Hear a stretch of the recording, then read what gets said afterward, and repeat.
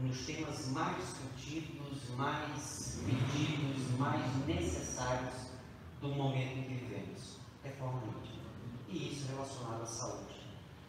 Para iniciar, nós vamos ter mente e corpo, conexão imortal. E quem vai nos abrilhantar, vai nos conduzir nos raciocínios, é o nosso querido Maurici. Maurici é natural de Arroio Grande, do querido Rio Grande do Sul. Iniciou na doutrina espírita em 1992. Sócio conselheiro da SEAC, trabalhador da assistência social espírita, evangelização, coordenador de grupos de estudo, expositor da doutrina espírita, diretor do departamento de estudos doutrinários da 10ª União Regional Espírita, casado com Solange da Silva Machado, bacharel em administração, atua profissionalmente como corretor de seguros. Como todos vocês, nosso amigo Maurício Machado. Caros companheiros e companheiras de diálogo espírita, que Jesus nos abençoe na nossa proposta da busca do conhecimento espírita. Hoje é um dia de festa para todos nós, pois que coroamos as atividades que desempenhamos na atividade dessa casa espírita durante todo o ano de 2018. É um trabalho no qual fomos convidados pelo presidente da Associação Médica Espírita, Dr. Mauro, por algumas vezes. Inicialmente até nos recusamos a aceitar o convite, pois que se tratava do único dia que dispunhamos para o nosso descanso e para um convívio mais íntimo com os nossos familiares. Dr. Mauro fez o convite por 2 oportunidades. E na terceira oportunidade ele falou a palavra mágica. Maurício, eu gostaria que você estudasse conosco, porque a AME tem uma proposta de estudar as obras fundamentais da doutrina espírita e se dedicar muito particularmente ao estudo do magnetismo. A hora que o Dr. Mauro pronunciou essas palavras, na hora eu aceitei, porque como sou membro da União Regional Espírita, eu sabia que na nossa URI nós não tínhamos nenhum estudo que ensejasse a possibilidade de instrução nessa área específica do conhecimento. Analisando os textos kardecianos, nós vamos perceber o profundo respeito e até conhecimento que o próprio codificador dispunha a respeito desse tema, o magnetismo, que Kardec classificou o magnetismo como a ciência irmã da doutrina dos Espíritos. Nós, na nossa homenagem sincera, obviamente gostaríamos de, inicialmente, agradecermos particularmente a algumas pessoas que se encontram nesse ambiente aqui, que foram aquelas que nos ensinaram as primeiras letras do alfabeto da doutrina espírita.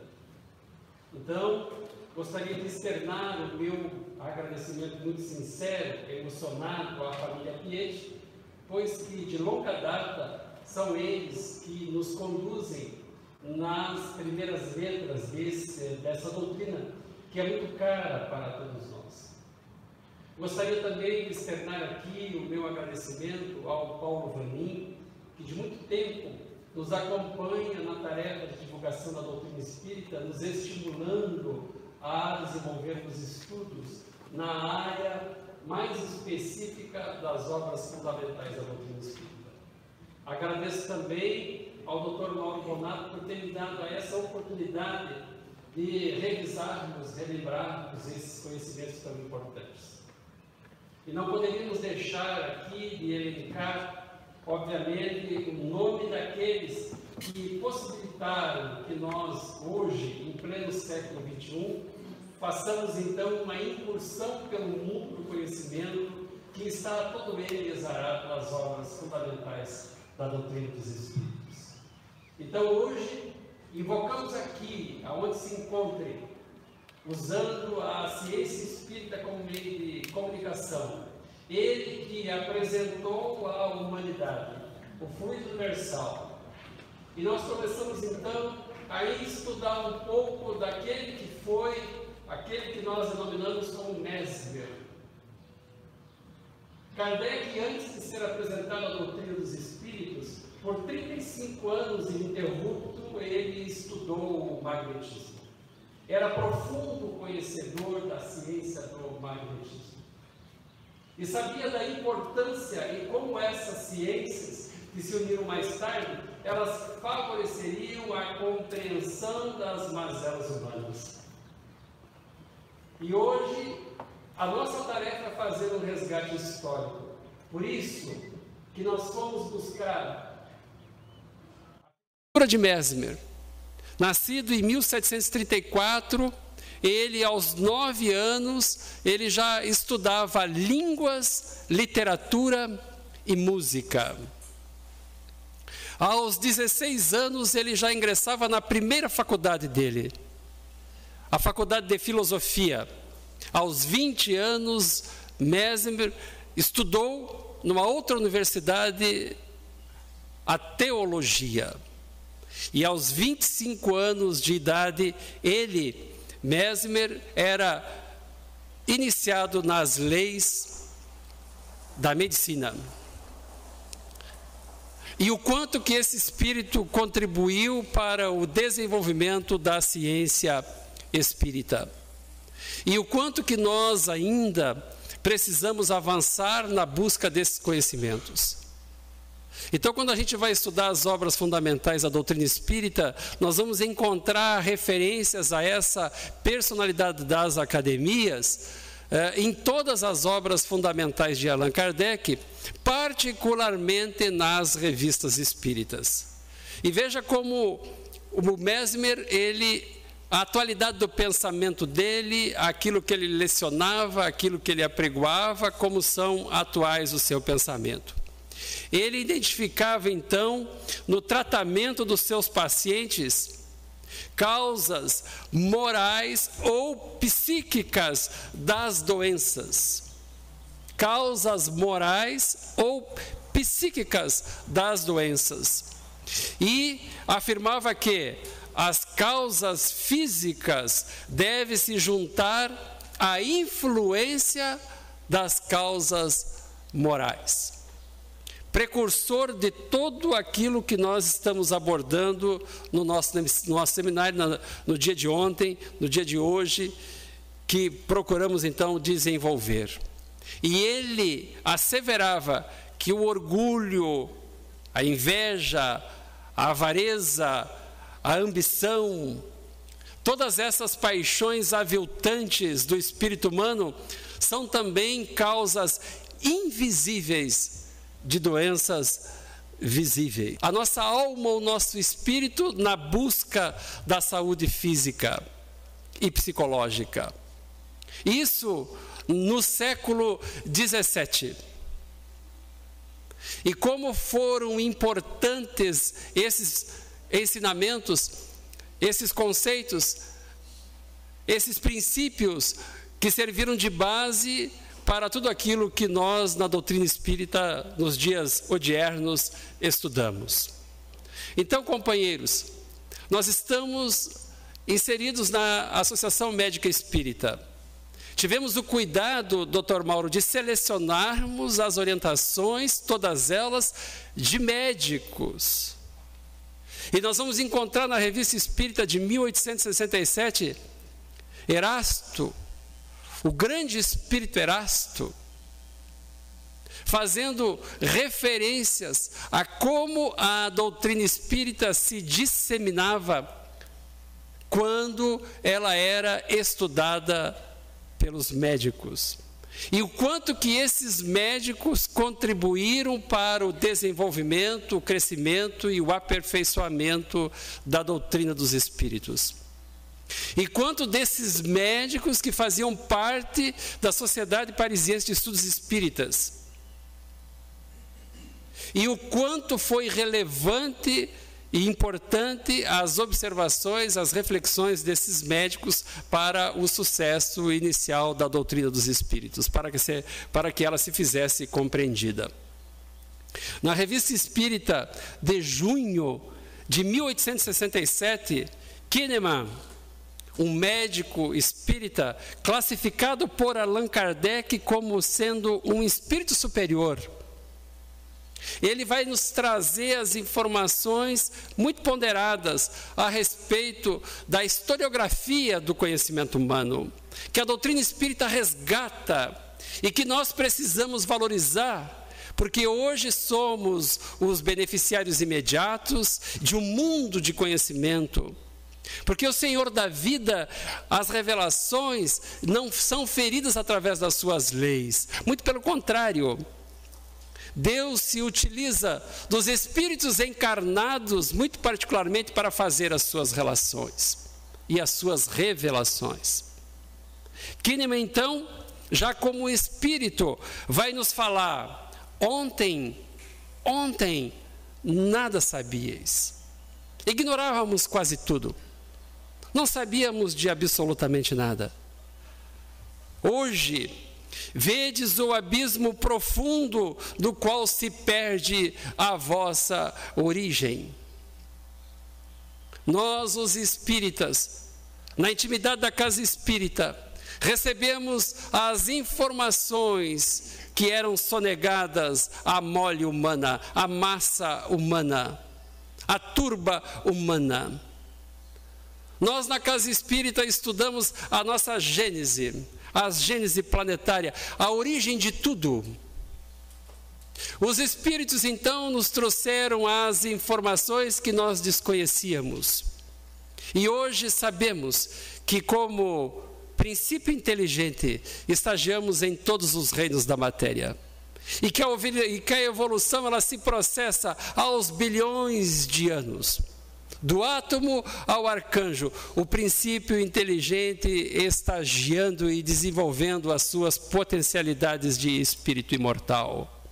Por isso que esse espírito vai dizer que até ontem nós vivíamos no abismo profundo da nossa ignorância.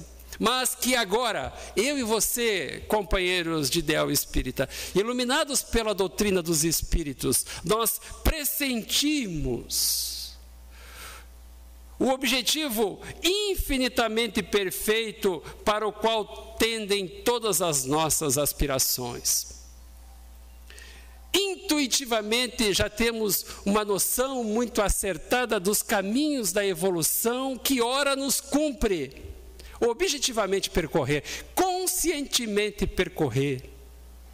Então, penetramos no mundo dos invisíveis e somos assistidos pelos nossos benfeitores espirituais e somos informados, esclarecidos e muito particularmente consolados a respeito do que nos cabe fazer nesse mundo de provas e expiações. Ele vai falar: a quem deveis todos esses conhecimentos? E ele mesmo responde: ao magnetismo, ao espiritismo. Isso está publicado na Revista Espírita de junho de 1867. Meu amigo Paulo Vanin, quantos são os espíritas sinceros que estudam o magnetismo à luz da doutrina proposta por Kardec nas obras fundamentais de Kardec no país mais espírita do mundo? É motivo então, Dr. Mauro Bonato, de muita satisfação, porque encontramos um roteiro seguro para nos iniciarmos nesses mistérios, desvendarmos os mistérios, porque definitivamente estamos colocando os pés nesse mar de conhecimento que ora descortinamos. Tanto isso é verdade, companheiros de ideal, que muitas vezes nós ficamos 3, 4 finais de semana para estudar um capítulo de A Gênese. Não suficientes, não satisfeitos, o nosso Enzo Obama nos fazia retornar, e cada vez que retornávamos, mais aprendíamos daquilo que está exarado nessa obra fantástica denominada A Gênese, que agora comemora 150 anos de publicação. E esse espírito, então, por superior que é, ele vai nos trazer a seguinte informação: todas as revelações que decorrem de uma lei de relação universal entre todos os seres e o seu Criador. E aí nós encontramos o processo de conexão nosso com a divindade. E aí nós fizemos as separações necessárias que não nos confundem mais a alma aflita, pois que somos espíritos imortais. A doutrina espírita, então, ela se destina a estudar a nossa imortalidade. Não é objeto de estudo da doutrina espírita Deus. É um princípio espírita, mas não é objeto de estudo da doutrina espírita a divindade. Não é objeto de estudo da doutrina espírita a matéria, essa trindade, Deus, Espírito e matéria. À comunidade acadêmica, aos cientistas, o estudo da matéria. Nós estamos aqui entendendo, buscando compreender a nossa relação com o divino e a nossa relação com o mundo material. Estamos então conscientemente, na intimidade da casa espírita, trabalhando as nossas mazelas. O nosso espírito começa a agir com soberania sobre o nosso corpo perispiritual, sobre o nosso corpo material. Pois que finalmente entendemos que somos seres trinários. De tudo isso, vai falar o benfeitor espiritual, concluo que o magnetismo desenvolvido pelo espiritismo é a chave mestra da saúde moral e material da humanidade futura. É a chave mestra da saúde moral e da saúde material da humanidade futura. Por isso que quando fomos convocados a estudar o magnetismo, pois que já tínhamos alguns desses conceitos interiorizados, aceitamos imediatamente o convite. Inicialmente achávamos que seria sacrificioso e depois constatamos que somos aqui, estamos aqui, irmanados por sentimentos que muitos de nós ainda não conseguimos compreender direito e facilmente sentimos que muitos somos almas afins. Então é prazeroso estudar a doutrina espírita. E agora eu vou evocar o Dr. Morel Lavallée, na Revista Espírita de outubro de 1866. E aí ele vai fazer uma dissertação a respeito do que é o homem. E ele pergunta: o que é o homem? Um composto de 3 princípios essenciais. Princípio. Esse termo, nós os espíritas deveremos valorizar sobremaneira. É o início, é o fundamento, é a essência de algum fenômeno. Princípio é a causa primária. Princípio é o momento de um conhecimento, é onde esse conhecimento tem origem. Por isso que Allan Kardec ele vai destacar com muita propriedade os princípios da doutrina espírita, que muitos de nós demoramos a buscar conhecê-los e a desenvolvê-los e aperfeiçoá-los. Ele vai dizer assim: o momento que nós estamos vivenciando é o momento de nós revelarmos isso. Esse princípio da essencialidade. E ele vai falar: o espírito, o perispírito e o corpo podem ser definidos como a causa primária. E aí ele vai fazer uma dissertação a respeito desses 3 princípios. A ausência de qualquer desses 3 princípios acarretaria necessariamente no aniquilamento do ser, do estado humano. A ausência de qualquer desses três princípios resultaria no aniquilamento do ser, do estado do homem. Se o corpo não mais existir, haverá o espírito, não mais o homem. Se o corpo não mais existir, haverá o espírito, não mais o homem.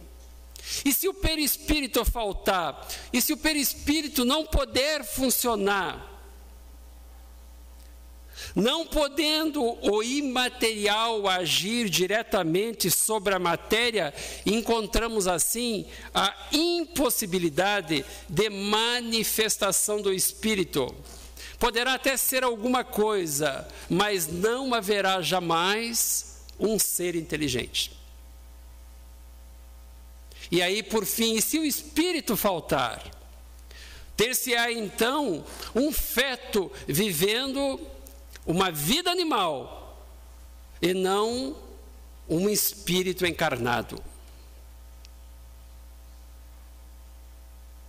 Temos então a presença desses três princípios. E ele vai falar que esses três princípios, eles devem reagir um sobre o outro. E é isso que nós estudamos na tarde de hoje. Um princípio reagindo um sobre o outro. E seguir-se-á então, de acordo com essa harmonia ou desarmonia, a saúde ou a doença, conforme entre essas reações haja harmonia perfeita ou desarmonia parcial. O espírito, então, agindo sobre a matéria sutil, o perispírito. O perispírito, então, ligado célula a célula ao corpo físico. O espírito, a mente, o ser pensante, com todos os seus atributos, senhor de si, influenciando a matéria, porque o perispírito é matéria, quintessenciada, assim como o corpo físico, retirada do fluido universal. O espírito interagindo sobre a matéria, intelectualizando conscientemente a matéria.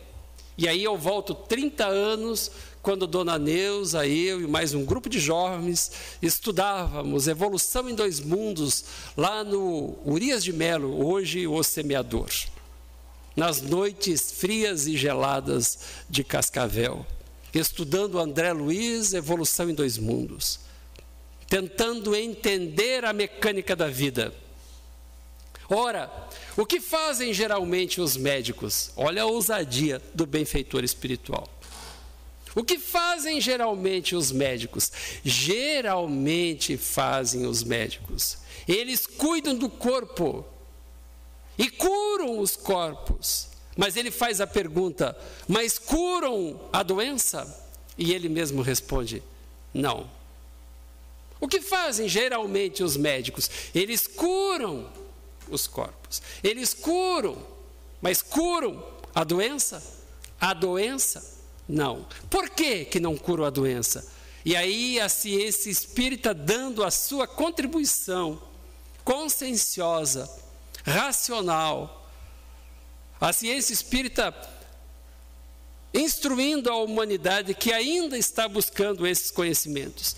Porque sendo o perispírito um princípio superior à matéria propriamente dita, poderá tornar-se a causa em relação à doença. A causa em relação à doença. E daí a Associação Médica Espírita tendo as suas preocupações, levando as suas reflexões, contribuindo para a humanidade que sofre a respeito das suas mazelas, porque muitos são aqueles que são tratados no seu corpo material, mas que permanecem doentes da alma, perispiritualmente doentes. A doutrina espírita, então, colocando as informações trazidas pelos espíritos superiores a favor da medicina da terra, da medicina material. E ele vai colocar assim: se o perispírito estiver entravado, obstaculizado, embaraçado, estorvado, os órgãos materiais que se acham em relação com ele serão igualmente atingidos na sua vitalidade. Então, muitas vezes, o paciente tem tratado o efeito, a doença, mas permanece, ou a doença retorna, ela é recessiva e a pessoa não consegue obter a cura. A cura está além dos órgãos materiais, além do organismo fisiológico. A doença, o estado mórbido, ele pode estar localizado também no corpo perispiritual, além do corpo do espírito propriamente dito. E aí ele vai falar, cuidando do corpo, destruís o efeito, mas residindo a causa no perispírito, a doença voltará novamente. A gente obtém a cura momentânea, nós continuamos com os nossos comportamentos equivocados, com os nossos sentimentos desequilibrados, as nossas emoções prejudicadas, e a doença novamente se instala. Até que perceba que é preciso levar alhures, vai falar o Espírito, é preciso ir além, em outro lugar, em outra parte, é preciso levar alhures à atenção, cuidando então fluidicamente o princípio fluídico mórbido, enfermiço, doente. E aí, companheiros de Ideal Espírita, nós vamos encontrar na obra Revolução Espírita, quando Mesmer, que já estava com 78 anos de idade, ainda vivo, clinicando, atendendo pacientes de todas as classes sociais, nós encontramos registrados nessa obra, um daqueles que foi designado, que era discípulo dele, que foi designado para fazer um convite para ser homenageado enquanto em vida, e aonde ele encontra Mesmer clinicando, atendendo os seus pacientes, e aí ele vai fazer uma dissertação que eu, se eu fosse médico, eu me mencionaria mais ainda, porque ele vai falar daquele homem que não tratava de corpos, mas que atendia almas, aquele homem que se expressava de forma sábia e simples, que falava aos corações. Septuagenário, ele falava do que ele via e de como ele, o médico, o Mesmer, o ser desperto, olhava nos olhos dos seus pacientes, sentindo as suas emoções, e de como ele ainda lhe impunha as mãos, colocando em prática aquilo que aprendera nas academias. Mas, por fim, se a doença proceder da mente do espírito, o perispírito e o corpo postos sob dependência serão entravados em suas funções. E não é então cuidando nem de um, nem do outro, nem do corpo, nem do perispírito que se fará desaparecer a causa. A doutrina espírita então transcendendo, a doutrina espírita então rompendo com o materialismo dominante nas academias, a doutrina espírita fazendo uma proposta, um novo paradigma de atendimento às criaturas que sofrem. Quando a doença proceder então do espírito, quando não é do corpo físico, quando não é do perispírito, e sim da mente desalinhada, da mente desajustada, da mente viciada, da mente desequilibrada, ele vai falar para destruir uma causa mórbida, há que se combatê-la em seu terreno. É aí que nós trabalhamos a questão da reforma íntima. É aí que a doutrina espírita ela vem fazer um trabalho que até então nós relegávamos a terceiros. Nesse momento, companheiros, todos nós aqui somos seres conscientes de que o grande combate que devemos estabelecer não é para fora mais. Nós não devemos mais vencer os outros, estabelecer guerras externas. A proposta para o espírito consciente é que ele faça essa viagem interna, arrume a casa, para que Ele saneie o pântano das emoções, drene as sujidades, estabeleça novas maneiras de proceder, de viver. E aí nós somos apresentados à doutrina espírita e a expectativa dos benfeitores espirituais é que nós façamos a grande revolução educacional pela qual precisamos passar. Agora nós vamos lá para a Gênese. O espírito encarnado ou desencarnado é o agente propulsor que infiltra num corpo deteriorado uma parte da substância do seu envoltório fluídico. Olha o que nós estamos aprendendo na intimidade da casa espírita. Nós, conscientemente, encarnados ou desencarnados, somos agentes propulsores da saúde, do restabelecimento da saúde. E nós temos a capacidade de infiltrarmos num corpo deteriorado, e é isso que nós estamos aprendendo aos domingos aqui na nossa casa, a infiltrarmos nesses corpos perispirituais e materiais, essa substância necessária para o restabelecimento da saúde. E ele vai dizer que a cura, ela vai se operar mediante a substituição de uma molécula malsã por uma molécula sã. Allan Kardec, Gênesis capítulo 15, item 2. E aí nós vamos fazendo pulos, porque esses ensinamentos, eles estão todos eles encadeados, enfeixados, alinhados nas mais diversas obras fundamentais de Allan Kardec. E aí nós vamos buscar lá no Evangelho segundo o Espiritismo, a mensagem do Espírito Protetor Jorge, Paris, 1863, quando ele vai falar assim: o Espiritismo vem em auxílio dos pesquisadores. Porque não é preciso o Dr. Mauro impor as mãos no paciente. Não é preciso o médico espírita professar a sua fé. A ciência espírita, ela vem me ensinar que eu posso fazer isso olhando para o outro, orando pelo outro, ouvindo o outro. E eu tive a oportunidade, nesta encarnação, de ser atendido por um médico assim.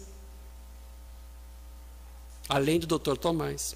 Eu tive um outro médico que me tratou assim.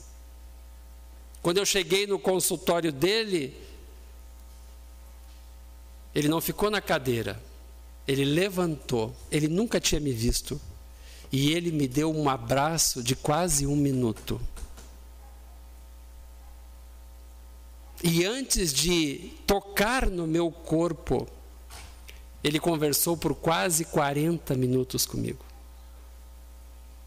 E ele queria saber como eu estava. Como é que é o nome disso? Essa consulta tem um nome técnico que vocês fazem. É exatamente. E de como isso foi altamente positivo para a minha percepção de paciente. Humanizar esse processo de relação. Aproximar os corações. A técnica espírita, a ciência espírita, ela vai ajudar, ela vem em auxílio desses pesquisadores, demonstrando-lhes as relações que existem entre corpo e alma.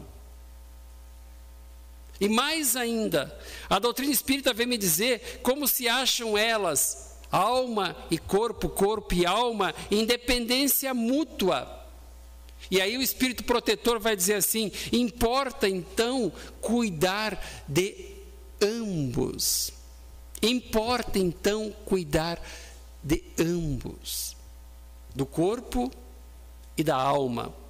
Mais claro que isso, gente, impossível. E aí o Espírito continua, ele vai falar assim: amai, pois, a vossa alma, porém, cuidai igualmente do vosso corpo. E às vezes nós desprezamos tanto o cuidado do nosso corpo. Nós submetemos ao nosso corpo a jornadas exaustivas de trabalho. Nós subjugamos o nosso corpo. Nós não, muitas vezes, damos atenção ao nosso corpo, que envia sinais, que envia recados, que grita por socorro. Amai o vosso corpo, né?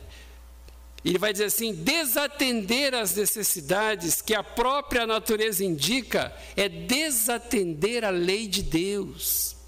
Porque o nosso corpo é um instrumento de manifestação do nosso espírito. Adoecemos porque não cuidamos do nosso corpo, porque não somos disciplinados, porque não selecionamos os alimentos, porque não somos prevenidos do nosso propósito de reeducação. A doutrina espírita, então, ela vem me dar orientações bem claras do cuidado que tem que ter com a alma, mas muito particularmente com o corpo. As doenças, e aí a doutrina espírita trabalhando de uma forma que tradicionalmente não se ouve, porque nós espíritas somos informados a respeito da nossa imortalidade. Outros princípios espíritas nos informam o estágio evolutivo que nós nos encontramos. E por que nós sofremos? As doenças, vai falar o benfeitor espiritual no capítulo 28, fazem parte das provas e das vicissitudes da vida terrena. As doenças fazem parte das provas e das vicissitudes da vida terrena. São inerentes à grosseria da nossa natureza material. Olha, o benfeitor espiritual nos enquadrando amorosamente a densidade do nosso corpo físico, a exposição, como ele está suscetível às dores, ao sofrimento. A nossa natureza extremamente materializada é exatamente a inferioridade do mundo que nós habitamos. E aí ele vai elencar o porquê que nós sofremos, o porquê que nós adoecemos, o porquê que nós sentimos dores. As paixões, os excessos de todas as ordens semeiam em nós germes malsãos. Semeiam em nós germes malsãos.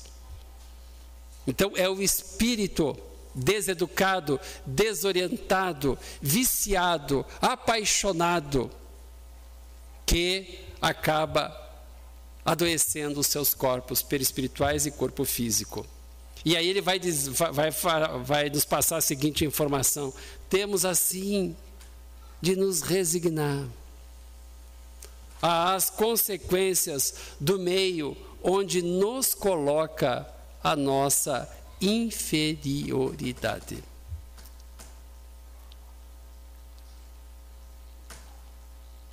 Porque depende de nós, companheiros e companheiras de ideal espírita, sairmos dessa situação que nos encontramos. Não nos está interditado os mundos superiores. A justiça divina não erra. Se vivemos num mundo onde estamos expostos a todos os tipos de doença, onde experimentamos todas as dores e todas as vicissitudes, é porque a nossa inferioridade nos uniu a esse mundo de provas e expiações. Nós não estamos no lugar errado, nós não estamos na família errada. Nenhuma dor de cabeça te alcança se tu não mesmo a gerastes. Nós somos os criadores das nossas doenças. E somente o homem desinformado pode encarar o sofrimento físico, a dor física, como um castigo divino.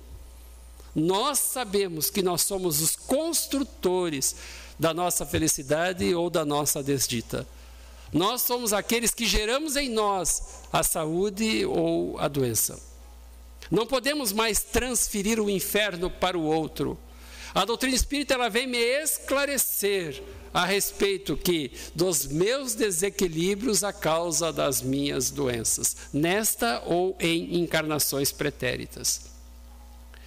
Mas o Senhor da vida, que é todo bondade, que é todo justiça, que também é amor, se Deus não houvesse querido que os sofrimentos corporais se dissipassem ou abrandassem, em certos casos, olha como os espíritos eles são seletivos nas palavras, porque tem certos casos, companheiros e companheiras, que a pessoa vai ao óbito, que a dor não é dirimida, que a dor às vezes não pode nem ser suavizada.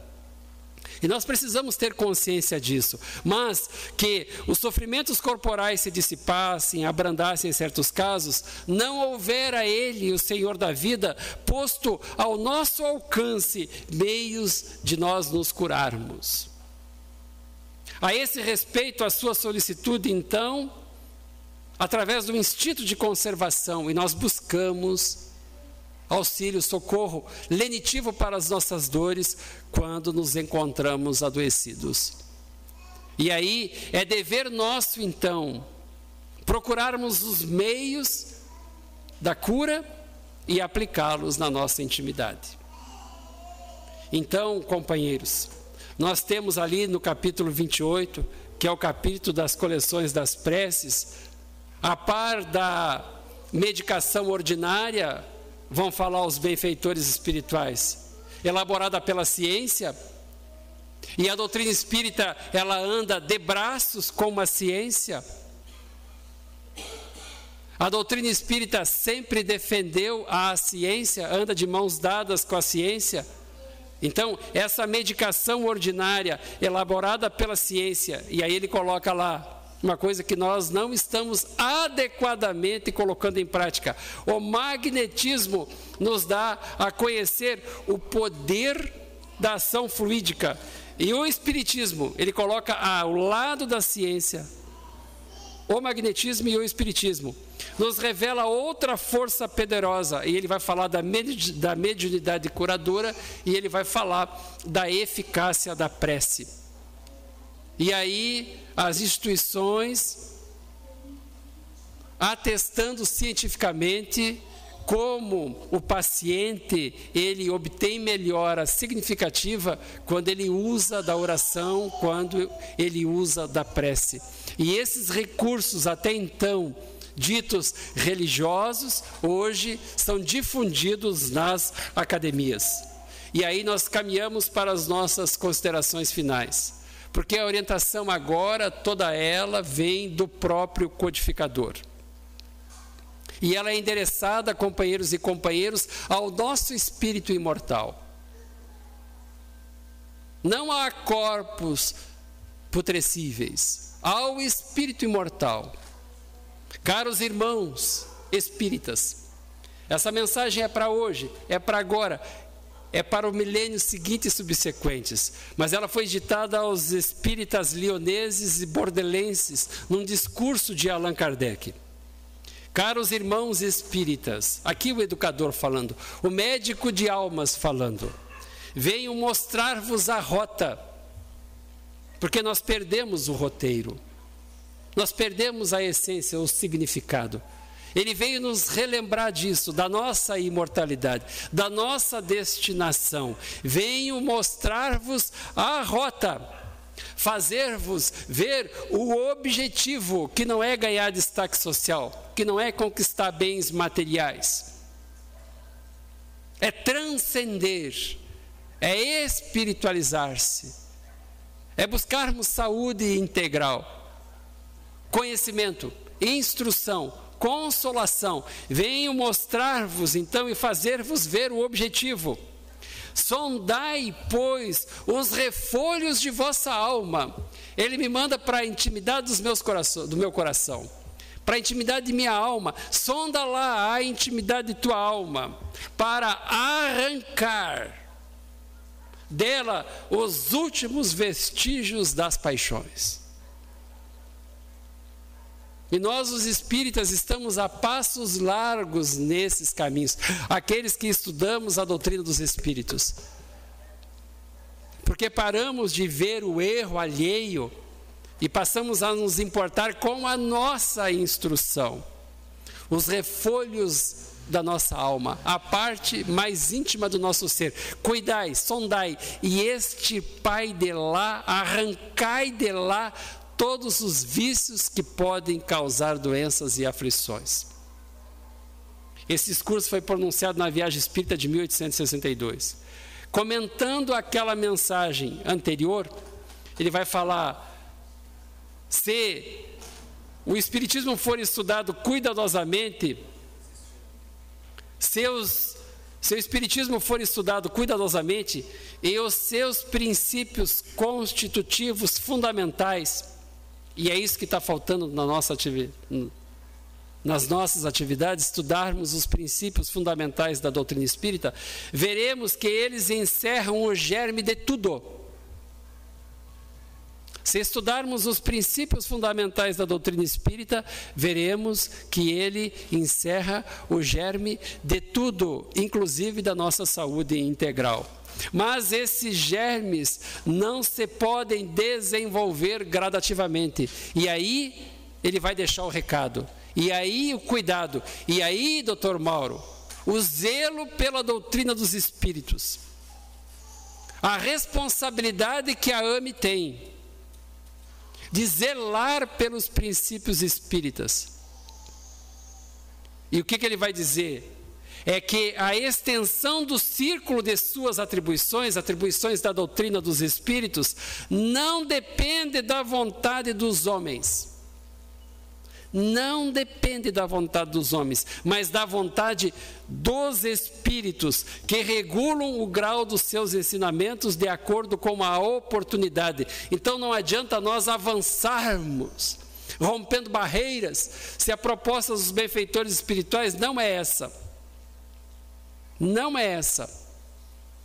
E aí eles vão falar assim: é em vão que os homens gostariam de antecipar-se sobre o tempo, pois que eles não podem constranger a vontade dos espíritos, que agem conforme as inspirações superiores e não se deixam levar pela impaciência dos encarnados. Às vezes, no afã de trazermos novidades, nós publicamos inverdades.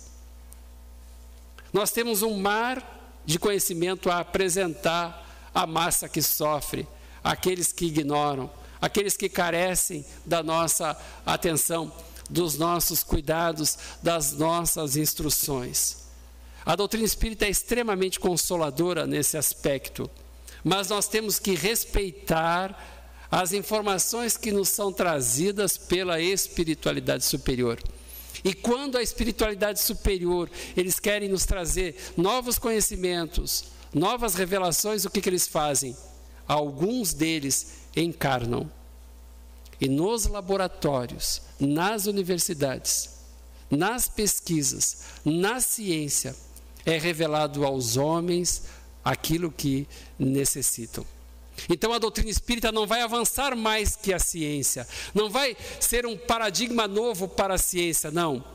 A doutrina espírita avança com a ciência, respeitando os limites da ciência, respeitando as informações dos espíritos superiores, racionalizando as informações dos espíritos. E por fim, companheiros, Kardec conclui, e nós também. Assim, a proposta dele: deixem os espíritos agir, deixem-os agir. E aí a recomendação para nós, os encarnados: fortifiquemo-nos no que eles ensinam. Fortifiquemo-nos no que eles ensinam, porque às vezes a gente quer ler um capítulo inteiro e a gente não consegue nem sair do parágrafo. Eu acho que esse é o maior mérito desse grupo que está sob a organização da AME. Nós não temos pressa no processo de aprendermos a doutrina dos espíritos, aprendermos o magnetismo, aprendermos esse processo de cura, de autocura, de autoesclarecimento, de iluminação. E estejamos certos, então, de que eles saberão, em tempo útil, fazer com que o Espiritismo dê o que ele tem de dar. Eu não tenho dúvidas que a AME Cascavel vai favorecer a disseminação do conhecimento do magnetismo,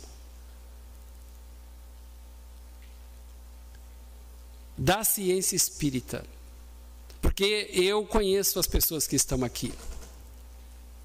Antes de instruir os outros, nós estamos nos instruindo. E o que eu vejo aqui são pessoas que muito mais, e não apenas que possuem boa vontade, mas são pessoas que já despertaram para essa necessidade. Porque alguns dos nossos membros, eles se encontram nas clínicas, eles estão nos laboratórios, eles estão nos hospitais. E eles sabem que a medicina convencional não dá conta de algumas dores, mazelas e sofrimentos humanos.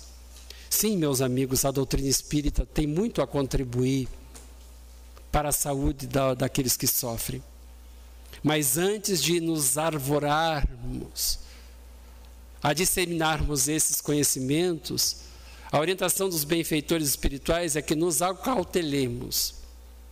Façamos as nossas incursões, as nossas viagens respeitosas a esses espíritos memoráveis que deixaram, quando encarnados na Terra, o seu ponto de vista.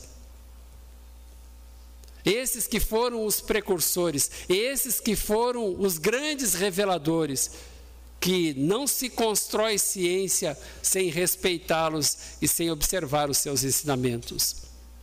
Que possamos então, nós, protegidos por Bezerra de Menezes, por Eurípides Barçanufo e por tantos outros, sermos modestos, não nos nossos projetos, mas modestos naquilo que divulgarmos, que não sejamos aqueles que promovamos o ego, a ascensão, o destaque, mas sim a observância fiel dos princípios espíritas trazidos pelos benfeitores espirituais. Que Deus nos abençoe, que Deus nos proteja, que Deus nos inspire, porque finalmente despertamos que para sermos felizes, para possuirmos saúde integral, eu não consigo sem passar pelo outro, sem atender o outro, sem ouvir o outro, sem consolar o outro.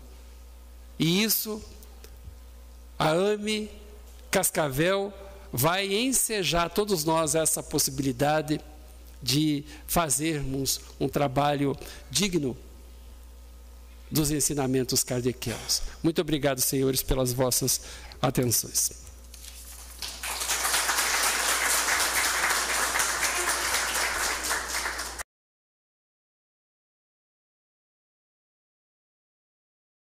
Irmãos em Cristo, inicialmente eu estou acompanhando ali, vários estão nos assistindo pelo YouTube.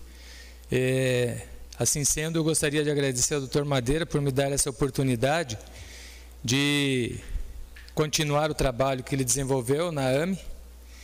E estou me sentindo tão bem no dia de hoje, e de ontem para hoje, principalmente, porque o que vocês viram aqui, desde o início, hoje à tarde e agora, não é uma inspiração divina somente, é estudo. Então, o que o Maurici falou aqui não é simples. São 60 horas esse ano, mais de reunião, mais inúmeras horas estudando em casa. Desde o ano passado nós começamos, depois tivemos a graça de encontrar o Andy para nos orientar a sequência. Então, tudo que nós estamos tendo aqui não é de graça, pessoal. Isso aqui é muito esforço, é muita luta, é muito estudo. A dona Neuza está assim ali, ó, e ela tem já uma grande idade de um grande tempo no estudo do Espiritismo, e ela sabe. E ela vem aqui, e isso é muito esforço, pessoal. A gente não consegue nada de graça, é muito esforço. Então, essa maravilha que a gente ouviu agora do Maurici não é à toa, não é só inspiração divina também, mas é estudo, é muito estudo. Então, eu estou muito feliz com tudo que está acontecendo, né, com essa ideia de terminarmos com o simpósio e principalmente de vocês sentirem, né, a energia que as pessoas que vêm aqui transmitem, todos conectados com o mesmo pensamento, que é essa preparação, essa instrução nossa de ajudar os outros. Tanta coisa para falar, mas eu convido a Lenita para apresentar o Enzio, né? O João Enzio Obanna, para mais essa finalização.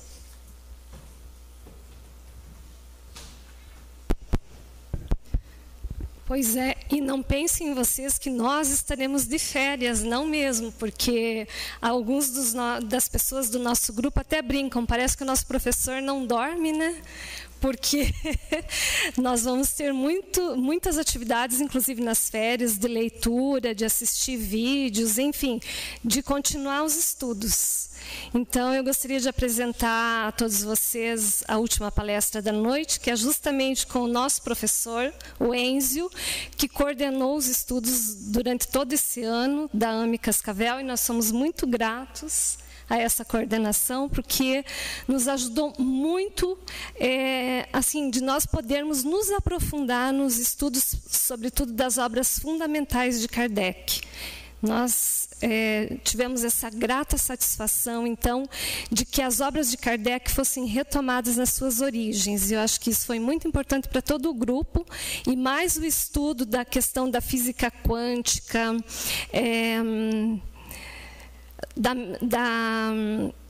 da mediunidade, dos fluidos. Na verdade, foi um estudo muito rico e nós temos muito que agradecer. Então, eu gostaria de apresentar a vocês o Enzio, que ele vai falar a palestra agora, Jesus, o sublime médico de nossas almas. E o Enzio, ele é bacharel e licenciado em História pela Universidade Federal do Rio Grande do Norte, especialista em literatura brasileira e história nacional pela UTF-PR, mestre em educação pelo Unesp de Marília, com o tema A Epistemologia e Psicologia Genéticas e Neurociências. Especialista em Direito Processual Civil pela Unipar, acadêmico do curso de Direito da Unipar e coordenador de grupos de estudo na Sociedade Espírita Casa de Francisco e na AME Cascavel. E, na verdade, assim, um incansável trabalhador do movimento espírita. Então, com vocês, nosso querido amigo Enzio Obanna.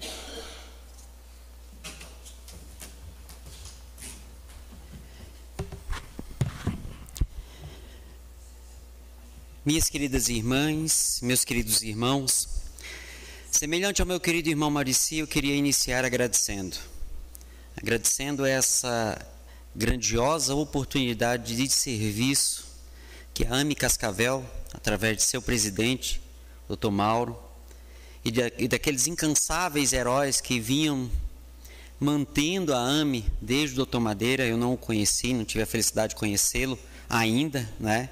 Estamos nos comunicando pela internet, e eu quero de todo o coração agradecer essa oportunidade. Semelhante a Maurici, quando eu vindo fazer palestra aqui na Caminho da Luz, o Everaldo disse: olha, você gosta de magnetismo, o pessoal da AME gosta, então vem para cá e tal. Aí eu conheci o Mauro, e igual o Maurici falou, vamos estudar magnetismo, vamos estudar Kardec, o aspecto científico, mas é como eu falei ontem, ciência espírita sem ação no bem, sem transformação moral, ela não serve para nada, certo? Ciência espírita, não estou falando da ciência acadêmica, ciência espírita.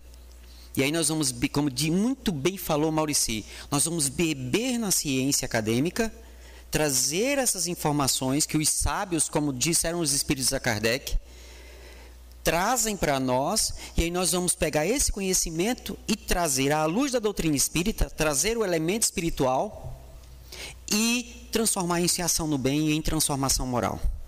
Esse é o nosso grande papel. Por isso eu, inicialmente, quero agradecer.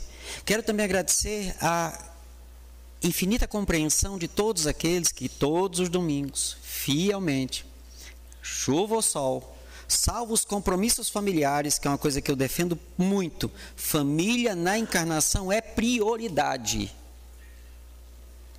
Então, salvos momentos assim de tem que cuidar da família, estavam aqui. Teve domingo, está 0 grau, 9 horas da manhã. Eu até brinco, nós somos piores que a torcida do Corinthians. Um bando de loucos. Mas vocês viram o resultado aqui. Não é faz de conta. É transformação que acontece progressivamente em função daquilo que nós vamos aprendendo. Pelo esforço, pela disciplina, pela estrutura sistemática que Kardec nos oferece. Conjunto com aqueles que também se dedicaram a estudar a obra de Kardec e nos ajudaram a compreender a conhecida obra suplementar. Mas vamos pensar um pouco. E para isso eu gostaria que vocês me acompanhassem numa rápida viagem. E no final dessa viagem eu vou ler um texto. Eu gostaria que vocês me acompanhassem na leitura desse texto. Quem me conhece sabe que eu não sou dado a leituras muito extensas, mas esse momento, acredito que nós merecemos essa leitura. Era uma manhã, não como todas as manhãs que aconteciam em Jerusalém. Aquele senhor, já de idade, acordara um tanto quanto inquieto. O que ele havia presenciado nos últimos dias, nas últimas horas, havia mexido com o seu íntimo de um modo que isso ninguém tinha conseguido fazer. Ele, um grande estudioso, um dos maiores estudiosos das leis judaicas, um dos mais respeitados doutores da lei, neto de um dos grandes pais da doutrina hebraica, Gamaliel estava inquieto. Ele havia conhecido aquele jovem que o seu discípulo querido, que iria substituí-lo, Saulo, havia prendido.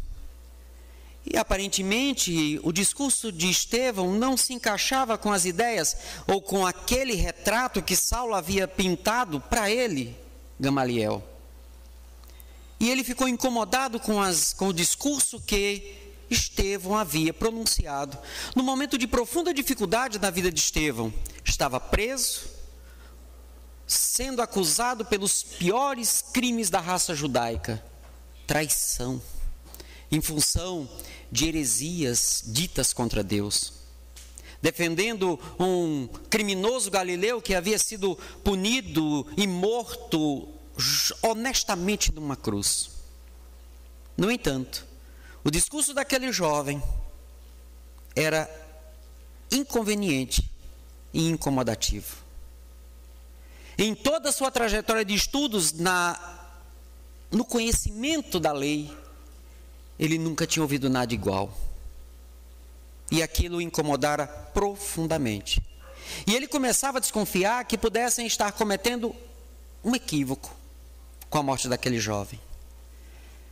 Enquanto ele se aprofundava nessas reflexões, batem-lhe à porta. Era um jovem, Galileu, que vinha lhe entregar um convite.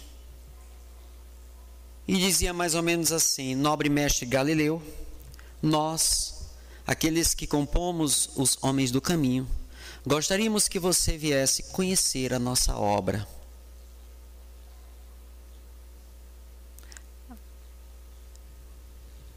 Gamaliel, tomado de certo espanto, resolve ir e diz: irei, mas à tarde estarei à casa do caminho para conhecer as tão faladas obras dos seguidores do Nazareno. No início da tarde, Gamaliel se dirige, sem pensamentos preconcebidos, com o honesto e real interesse de conhecer o que se passava naquele lugar, que abalara tanto o seu discípulo querido, seu filho espiritual, e que estava incomodando tanto Jerusalém.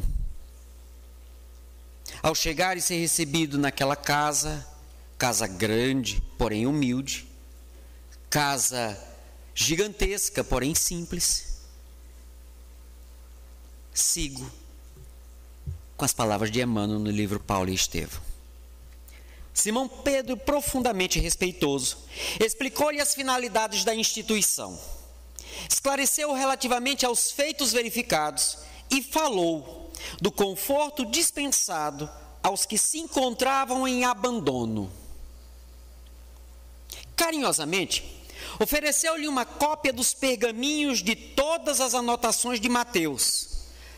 E aqui a primeira descoberta: eu já li esse livro para mais de 100 vezes, em quase 30 anos de doutrina espírita. Fora Kardec, fora as obras de Kardec, foi o livro que eu mais li. Eu acho que Filho de Deus eu já li um pouquinho mais, de Joana de Ângeles.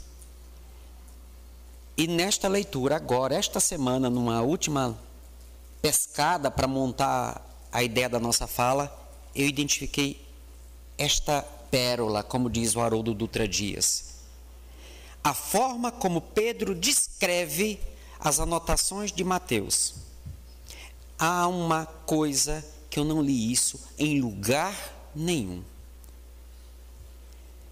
Todas as anotações de Mateus sobre a personalidade do Cristo e os seus gloriosos ensinamentos.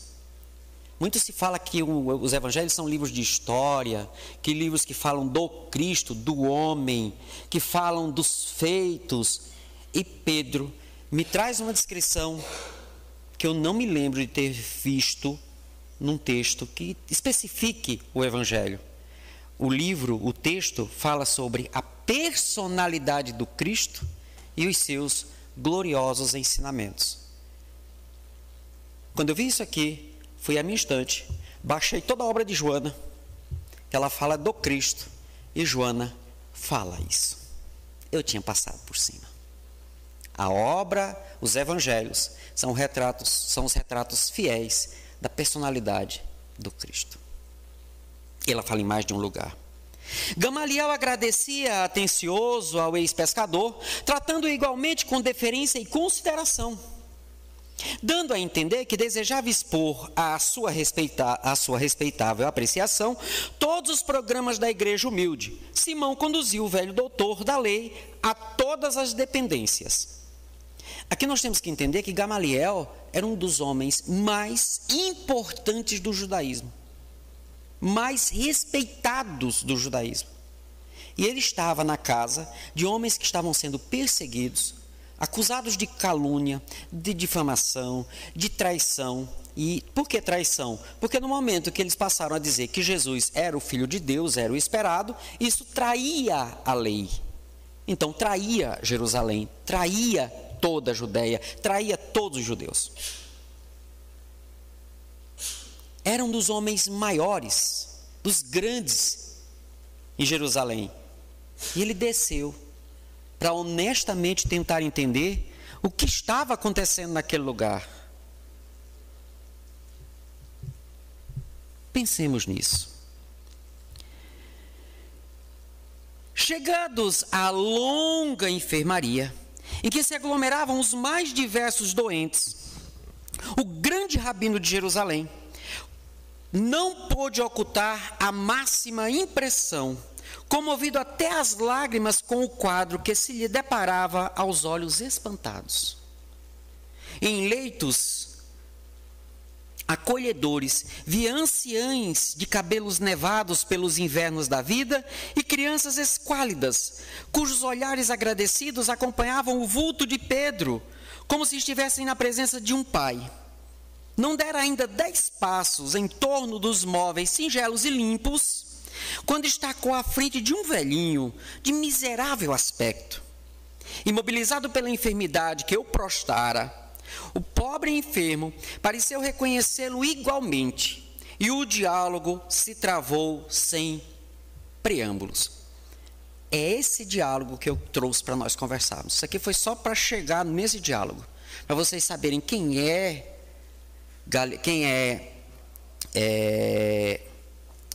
Gamaliel, quem é Pedro que está ali, e esse doente que é um desconhecido. E quem leu Paulo Estevão, ele ainda é um nobre desconhecido. Hoje mesmo essa semana eu conversava com as pessoas, na minha palestra eu vou tratar isso, até para ouvir um feedback. A pessoa disse assim: tem essa passagem no livro? Eu disse: tem. É uma passagem fantástica que nós passamos por ela. Por isso eu trouxe para a nossa reflexão nesse encerramento do simpósio médico espírita, que tem como tema saúde e espiritualidade. para mostrar Jesus como o sublime médico das nossas almas. Porque muitos de nós vêm para a casa espírita buscar Jesus como médico de corpos. Sinto dizê-los, ele já mandou os missionários dele para a terra para resolver esse problema. Quem são? Médicos, enfermeiros, psicólogos, fisioterapeutas, os profissionais da área da saúde. São os missionários do Cristo para resolver esse problema. Jesus é médico das nossas almas. E esse diálogo, sigamos. Samônio, tu aqui? Interrogou Gamaliel admirado.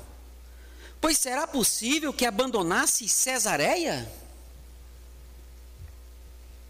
Ah, sois vós, Senhor, respondeu o interpelado com uma lágrima no canto dos olhos. Ainda bem que um dos meus compatrícios e amigos chegou a observar a minha grande miséria. Ele se admirou que um dos amigos dele tinha visto ele. Ele estava se sentindo invisível.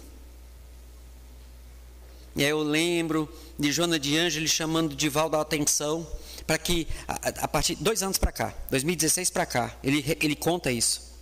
Ele começasse a falar nas palestras dele sobre os invisíveis.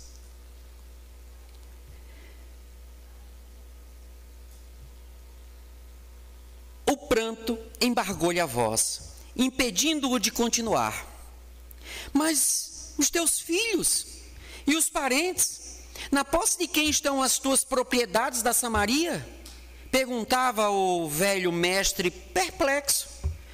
Não chores, Deus tem sempre muito para nos dar. A pessoa chega para a gente, carregando uma dor, que é a dor dela. E eu tenho a falta de educação e de sensibilidade assim, faça uma prece que passa. Vai estudar prece. Antes de falar isso, preste atenção. Gamaliel fez isso. Não chores, Deus tem sempre muito para nos dar. Decorrida longa pausa, em que Samônio pareceu coordenar as ideias para explicar-se, conseguiu limpar as lágrimas e prosseguiu. Ah, Senhor, como Jó, vi meu corpo apodrecer entre os confortos de minha casa. Jeová, em sua sabedoria, reservava-me longas provanças.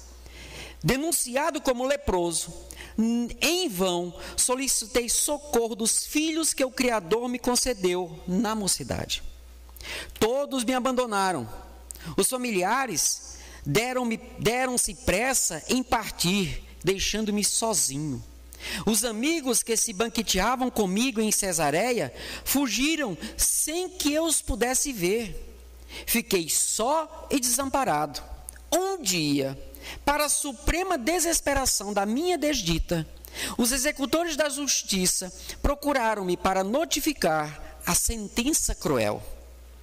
Combinados entre si, a conselho da iniquidade, meus filhos destituíram-me de todos os bens, assenhorearam-se de minhas posses e dos títulos em dinheiro, que representavam a esperança de uma velhice honesta.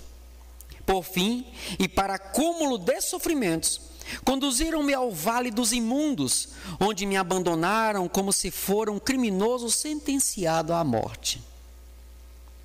Senti tanto abandono e tanta fome experimentei tamanhas necessidades, talvez pela minha vida passada, no trabalho e no conforto, que fugi do vale dos leprosos, fazendo longa jornada a pé, esperançoso ainda de encontrar em Jerusalém as amizades valiosas de outros tempos. Ouvindo o relato doloroso, o velho mestre tinha os olhos úmidos.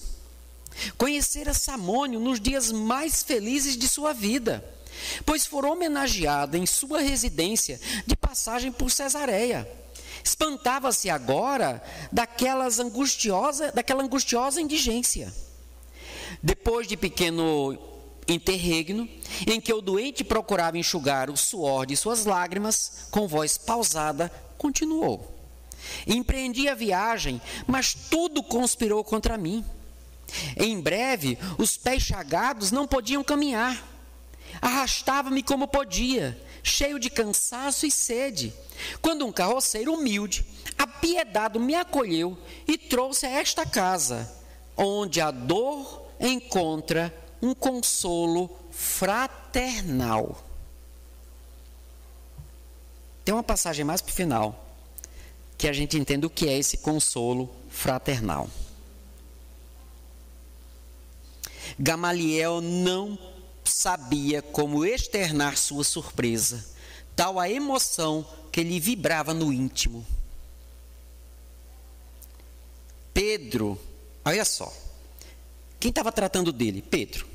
Ele estava onde? Na casa do caminho. Já fazia algum tempo, correto? Convivendo ali. Olha a descrição que Emmanuel faz de como Pedro se sentiu ouvindo Samônio dizer isso. Pedro, igualmente, estava sensibilizado, acostumando-se à prática do bem, sem cogitar jamais dos antecedentes do socorrido. Via, no caso, uma confortadora revelação do amoroso poder do Cristo. Ele acolheu um leproso na casa do caminho, só sabia o nome. Não importava quem ele era. Era alguém que precisava de ajuda. O grande rabino estava atônito diante do que ali via e ouvia.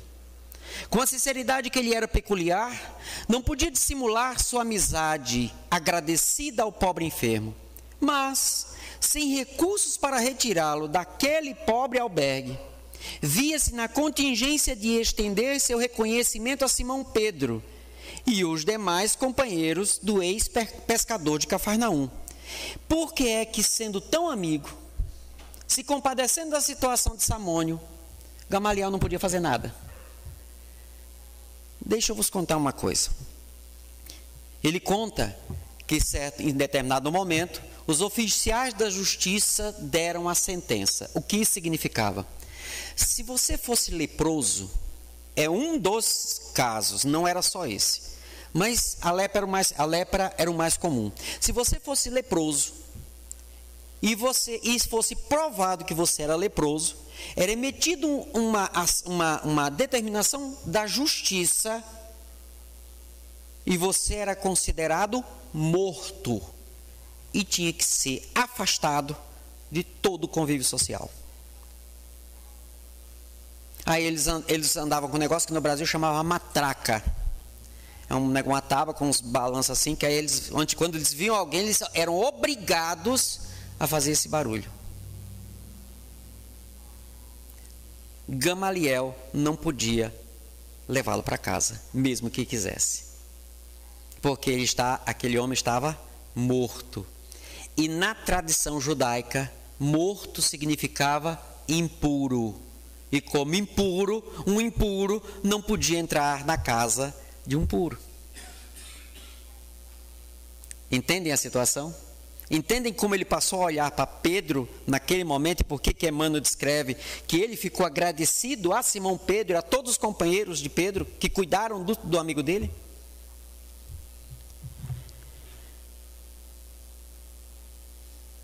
Só agora reconhecia que o judaísmo não havia cogitado daqueles pousos de amor. Encontrando ali o amigo leproso, desejou sinceramente ampará-lo. Mas como?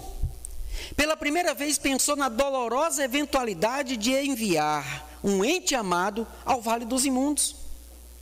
Ele que aconselhara esse recurso a tanta gente, ali estava considerando agora a situação de um amigo querido. O episódio abalava-o profundamente. Procurando evitar raciocínios filosóficos, de modo a não cair em conclusões apressadas, falou com doçura: olha, isso nós fazemos sempre. nós temos uma imensa capacidade de pré-julgar os outros. Nós olhamos para as pessoas, nós as rotulamos em função das mais diversas coisas, roupa, carro, cheiro e por aí vai. E no momento que nós rotulamos, nós tratamos a pessoa com o rótulo. E esquecemos do espírito que está em processo de aprendizado naquele corpo. O que Gamaliel tenta não fazer aqui é isso. Fazer reflexões, muitas elucubrações, viajar na maionese em relação aos pensamentos. Eu conheço muitas pessoas que são assim. Ela recebeu, você mandou uma mensagem no WhatsApp, aí você errou uma palavra, aí você apaga e manda outra, correta? Quantas coisas vai passar na cabeça da outra pessoa? E o pior é que ela já montou todas as histórias em relação àquilo que você apagou. E se ela tiver com vontade de brigar com você, pronto, já arrumou o motivo para brigar. Eu lembro que mandaram um dia desse para mim: quer enlouquecer sua esposa? Mande esta imagem, ou faça, reproduza ela. Aí tinha cinco mensagem apagada, mensagem apagada, mensagem apagada, mensagem apagada. 5, né? Mensagem apagada, né? Eu não sou louco de ter feito esse teste, né? Porque a Japinha, baixinha, Japinha, é braba ao quadrado. Não sou louco de fazer isso.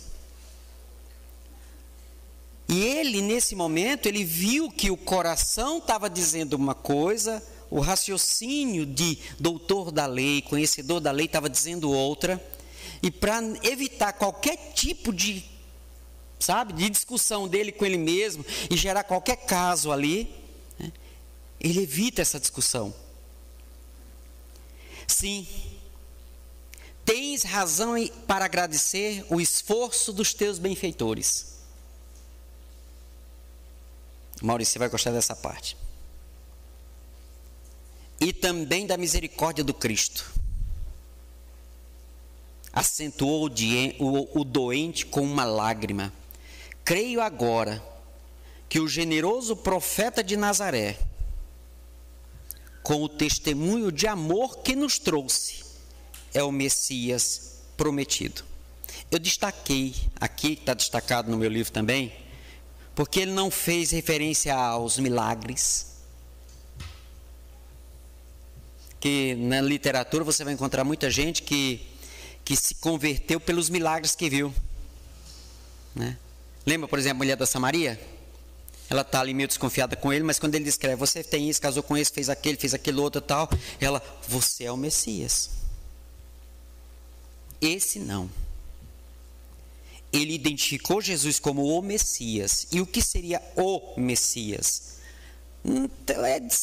Deixando de lado as traduções literais, era aquele que Deus enviaria para ser o grande Salvador. Mas Salvador de quê? É aquele que viria nos salvar dos pecados.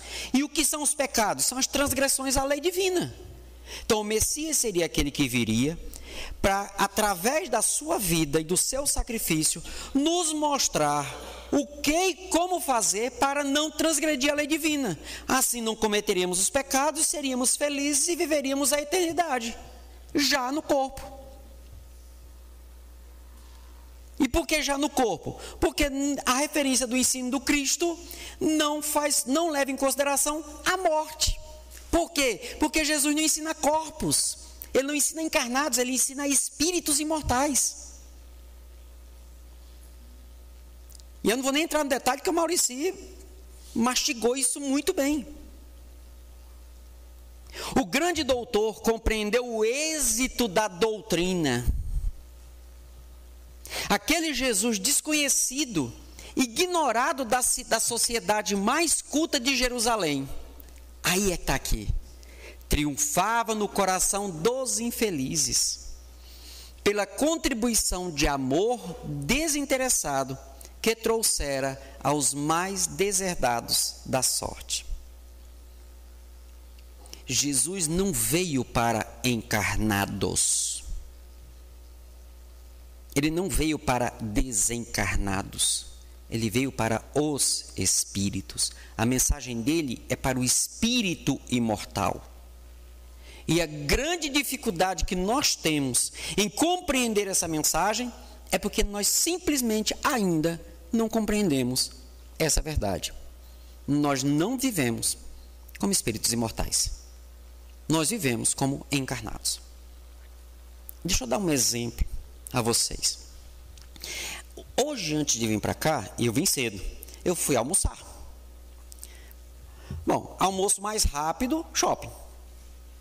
Fui pro shopping. 1h da tarde. Vocês sabem como é que fica, né? Aí, a primeira coisa que eu tenho que fazer, porque a comida está lá, é procurar um lugar para sentar, e essa hora é complicado. E eu achei uma mesa. Estava com 2 livros debaixo do braço, né? Deixei o livro ali em cima. Fui no restaurante, pedi minha comida, voltei, sentei e fiquei olhando o Jesus e a Atualidade. Estava lá olhando, Joana falando de Jesus, aquela coisa toda, o texto de Jesus e o amor. Aí eu olho, a pessoa que tinha pedido na minha frente estava tirando a bandeja. Qual é a lógica? Ou eu sou o próximo, ou estou ali pertinho. Levantei-me, fui até o restaurante e realmente, quando eu cheguei, a moça, eu peguei a minha comida e voltei. Quando eu vou chegando perto da minha mesa, que eu tinha reservado, na minha mesa tinha 2 cadeiras. Um Aipum era o meu mentor espiritual. Tinha 4 pessoas, 3 mulheres, com 2 mesas, sentado em cadeira, com 3 cadeiras, com 3 bolsas. Olha, eu não sei se foi, mas qual a primeira ideia que passou na cabeça? Eu não vou falar o palavrão que eu falei com as pessoas. Essas... Não foi um palavrão tão feio, viu? Não foi também tão que eu estava inspirado, né? Mas eu xinguei. Inspirado, mas xinguei. Aí eu olhei, né? O livro estava ali. Disse, mas é normal, né? É normal. E o nome Jesus e a Atualidade na frente, assim. Aí nessa hora esquece, pessoal. A inspiração foi pro saco. Os amigos espirituais provavelmente continuavam ali ao lado, mas a sintonia, ó, é lei. A gente estuda isso no domingo aqui, isso é lei. Baixou o padrão vibratório, acabou. Você vai sintonizar com quem está mais baixo. É igual o rádio do carro, hoje tem uns botãozinhos, né? Você programa, apertou um, vai para aquela rádio, apertou 2, vai para outra. É desse jeito. Apertei o botão 2. Eu fiquei com raiva. Aí cheguei no pessoal lá, tinha uma cadeira. Posso pegar? Eu falei alto. Lição de moral indireta. Assim, suas mal educadas, é assim que deve se fazer. Senhor, posso sentar? Pode. Aí eu fui, sentei de costa. Quando eu sentei, eu disse assim, não, eu quero olhar para a cara. Peguei a cadeira e botei para o outro lado e fiquei olhando. Nessa hora, um mosquitinho do mundo espiritual superior passou na minha orelha e eu olhei para o livro. A raiva se transformou em vergonha. Mas nem por isso a vibração mudou. Lembra que eu falei, faz uma prece que passa? Não funciona assim. Eu desci. Como diz Manuel Flamengo de Miranda, eu me atolei na lama. Eu tinha que tomar um banho. E eu fiquei olhando para as criaturas assim, Senhor, me ajuda a compreender. Porque nós aprendemos no Evangelho segundo o Espiritismo que antes do amor vem a compreensão. Está na sequência do estudo dos capítulos. Nós já fizemos aqui, você pega a sequência que Kardec trabalhou no Evangelho segundo o Espiritismo. Deus, a lei divina, Jesus, os mundos, reencarnação, as aflições, o Cristo Consolador. Aí ele trabalha humildade, compreensão, amor. Então, antes de amar, você tem que compreender. E o Senhor me ajuda a compreendê-los, a compreendê-las. Aí, nessa hora eu compreender, porque já tinha chegado mais gente, né? E eu tenho que compreender, eles são seres muito inferiores, né? Eu não saí, eu estava na vibração ruim. Obsessor? Não, foi eu fiquei indignado. E eu disse, espera aí, o que é que eu vou falar para as pessoas? Que eu sei que a mensagem é boa. E eu comecei a fazer a palestra para mim, enquanto eu comia. Só olha, Enzio, lembra do Samônio. Você está sendo só encarnado nessa hora. Você não precisa de Jesus agora, você precisa revidar. Você está reclamando de um respeito, mas é um respeito para encarnado. Você é um espírito imortal. E eu comecei a fazer a palestra para mim.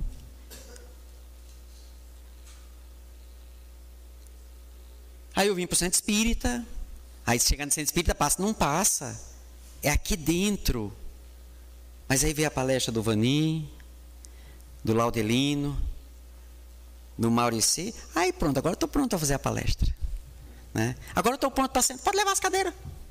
Qual o problema? Eu pego outra que eu peguei. Porque era o encarnado que estava exigindo coisa de encarnado. Nessa hora, eu não preciso de Jesus. Eu preciso do ego. Do espírito mortal, que é essa ideia. Porque eu tenho que me... A palavra bonita, né? Para demonstrar a inteligência, desforrar. Eu tenho que me vingar do outro que ousou me afrontar. Quer dizer, ousou afrontar a Enzio encarnado, que exige respeito. Qual o sentido disso para o espírito imortal? Nenhum. E foi isso que Samônio se deu conta. Aquele Jesus desconhecido, ignorado da sociedade mais culta de Jerusalém, triunfava no coração dos infelizes pela contribuição de amor desinteressado que trouxera aos mais deserdados da sorte. Compreendeu ao mesmo tempo a descrição que se lhe impunha naquele meio humilde, atentas às suas responsabilidades na vida pública. Precisando prosseguir na conversa, por testemunhar o seu altruísmo e piedade, advertiu com um sorriso: acredito que Jesus de Nazaré, Salmônio, de fato, foi um modelo de renúncia em prol das ideias que até hoje não pude perquirir ou compreender. Ele nunca tinha parado para pensar sobre isso. E era um doutor da lei. Aí talvez fique fácil você entender quando Jesus está conversando com Nicodemos, diz assim: tá, Nicodemos, você é doutor da lei e não sabe dessas coisas?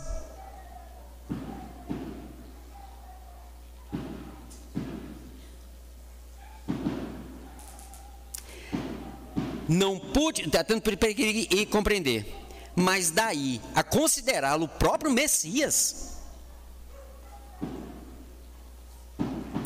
Essas palavras reticenciosas davam a compreender o escrúpulo do seu coração delicado entre a lei antiga e as novas revelações do Evangelho. Simão Pedro assim o entendeu e debalde procurava um meio para desviar a palestra no outro rumo. Olha a sensibilidade de Simão, um doutor da lei ali, entendendo a posição daquele doutor da lei. Aí tem um doente leproso, que apesar dele ser desamigo, mas ele é cristão e está defendendo Jesus. Não está mais defendendo Pedro, está defendendo Jesus.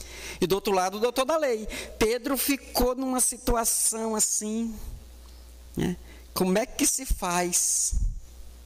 É igual na casa espírita: faz palestra assim ou faz palestra assada? Tem que fazer palestra assim, ou tem que fazer palestra assada. Você fica no meio e diz assim: não, tem que fazer palestra. Tem que chegar e falar a mensagem do Cristo, desse jeito ou daquele jeito. De que adianta usar esse jeito, aquele jeito, se a mensagem não chega, se não há comunicação? E estava nesse meio, uma coisa muito mais grave.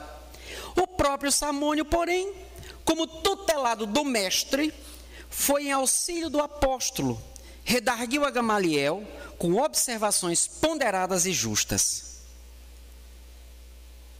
Se eu estivesse com saúde, plenamente identificado com a família e no gozo dos meus bens que conquistei com esforço e trabalho, talvez duvidasse também dessa realidade confortadora. Por que eu vou pensar no espírito imortal, se o espírito mortal está bem demais? Se viver na carne está não falta nada para este mundo, não faz falta o outro. Mas estou prostrado, esquecido de todos, e sei quem me deu mão amiga.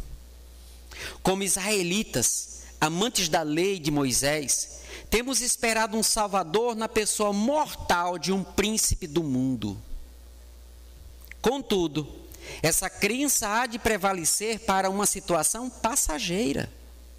São ilusórios preconceitos esses que nos levam a induzir uma dominação de forças perecíveis.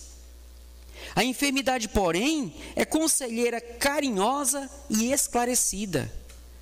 Aqueles que já me acompanham nos estudos já me ouviram relatar de que eu tive a abençoada satisfação de receber alguns presentes diretos de Deus. Foi Ele que mandou, não foi outro. Eu tenho certeza que foi Ele, porque graças a esses presentes, houve um processo de transformação no meu jeito de ser. Eu vou citar 2 deles, por ordem cronológica. Quem chegou primeiro e quem chegou depois. O primeiro desses presentes chama-se depressão. Porque graças a ela, eu passei a dar o valor específico a cada coisa neste planeta. E segundo, e primeiro, e mais importante no caso da depressão, eu aprendi a compreender quem passa pela situação. E o segundo presente que foi dado diretamente por Deus, que veio até como uma consequência da depressão, chama-se fibromialgia. O meu corpo dói 24 horas por dia. Me fez compreender o valor e o significado da dor física num processo de evolução. Esses 2 presentes que Deus me deu tiveram o condão de despertar algo que em 30 e poucos anos de encarnação, nada tinha conseguido fazer. E olha que eu falei, eu conheci doutrina espírita, eu conheci Kardec aos 18 anos, em 1990. Aí faça as contas. Esses 2 presentes me ajudaram a desenvolver uma coisa chamada compreensão. O que é que eu disse que a gente tem que ter antes para poder amar o outro? Compreensão. É claro que tem hora que quando a gente está com fome, dá falha. Significa que eu ainda não cheguei lá. Eu estou em processo. Mas eu já não sou mais o mesmo homem. Ou melhor, já não sou mais o mesmo espírito de 30 anos atrás. Graças a esses 2 presentes. São ilusórios preconceitos esses que nos levam a induzir uma dominação de forças perecíveis. A enfermidade, porém, é conselheira carinhosa e esclarecida, de que nos valeria um profeta que salvasse o mundo para depois desaparecer entre as misérias anônimas de um corpo apodrecido. Não está escrito que toda iniquidade perecerá? E onde está o príncipe poderoso da terra que domine sem a garantia das armas? O leito de dor é um campo de ensinamentos sublimes e luminosos. Essa frase me fez pensar, pegando o exemplo de tantos irmãos nossos, pegaria até, por exemplo, Chico Xavier, né, que sabemos como o corpo dele estava quando ele desencarnou. Bichinho, coitadinho, todo arrebentado. E ele ficou enquanto conseguiu ficar no corpo. Por quê? Porque ele sabia que como espírito imortal, ele precisava do corpo para o processo de desenvolvimento e evolução. No entanto, ele em nenhum momento da sua encarnação se entregou ao corpo. Ele sempre viveu. É só pegar toda a história, certo? Não vamos pegar aquelas assim onde o pessoal dá uma... Por muito amor ao Chico, a gente entende isso, às vezes faz umas coisas assim meio demais, né? A pessoa gosta de você e acha que você é o que você não é. Então isso acontece com todo mundo. Do mesmo jeito, quem não gosta, piora você demais. Mas Chico viveu em toda a sua história como um espírito imortal encarnado. Por isso ele é um grande exemplo para nós no meio espírita, como médium, como cristão. Os antigos afirmavam que somos deuses. E por quê? Porque somos imortais. Quando se fala nos deuses antigos, você vai pegar os filmes, os livros, qual a primeira característica que é elencada para um ser divino? imortalidade. Quem conhece a mitologia grega sabe qual foi o maior presente que Zeus ofereceu a um de seus filhos mais queridos, Hércules. Porque ele tinha força, ele era invulnerável, aquela coisa toda, mas ele não era imortal. No entanto, depois de cumprir uma série de coisas tal, dentro da mitologia, Zeus resolve presentear Hércules. E aí oferece a ele a imortalidade. E nesse momento ele poderia viver no Olimpo. Esse é o sentido de vós sois deuses. E o pessoal acha que quando fala isso é porque somos poderosos. Não. O sentido do ensinamento é: somos imortais. Na minha situação atual, tenho a perfeita impressão de que somos deuses projetados num turbilhão de pó. Sou um Deus dentro de um corpo que é pó. Apesar das chagas pustulentas que me segregaram das afeições mais queridas, eu continuo pensando, querendo e amando. Na câmara escura do sofrimento, encontrei o Senhor Jesus para compreendê-lo melhor. Hoje, creio que seu poder dominará as nações, porque é a força do amor triunfando da própria morte. O texto segue. O diálogo segue mais um pouquinho. No entanto, para as nossas reflexões, isso aqui já é suficiente. Quando pensamos na ideia de saúde e espiritualidade, muitas vezes pode bater à porta do nosso raciocínio a ideia da cura. E quando pensamos na cura, pensamos em limpar corpos de dificuldade, de deficiências, disso ou daquilo outro. Por óbvio que temos que fazer. E é claro que temos que buscar. Por isso os profissionais da área da saúde estudam, se aperfeiçoam. Inclusive, eu hoje estou fazendo curso de Direito, mas sou da educação, nunca saí dela. E voltarei a ela, assim como questões profissionais. Quero voltar para a educação. Se nós na educação fizéssemos o que os profissionais da saúde fazem enquanto profissionais, a educação estaria em outro patamar. Por quê? Porque eles estudam. Porque eles vão aos congressos e nesses congressos tem conhecimento que é distribuído. Porque eles pesquisam, porque eles vão a fundo. Infelizmente, na nossa área, na área da educação, isso não acontece. E às vezes não é culpa dos profissionais da educação. A coisa é muito mais complexa.